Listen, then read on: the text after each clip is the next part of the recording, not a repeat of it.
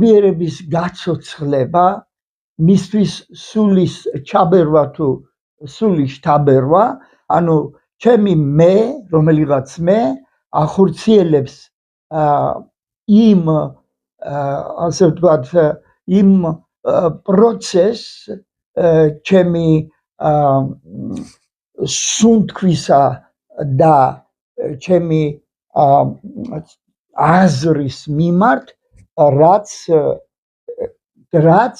როგორც მე მახსოვს, ანუ როგორც ჩემს გამოცდილებაში არის, ასე ვთქვათ, ჩადებული, როგორც თავის დროზე მე შევიქმნი სულის ჩაბერვის, სულის შთაბერვის შედეგად, ხო? ადამიანში და მე როგორც ადამიანი სწორედ ამ მოვლენას ვექვემდებარები, რომ მე შექმნილი ვარ, ჩემი შინაგანი სამყარო შექმნილი არის სწორედ სულის ჩაბერვის შედეგად.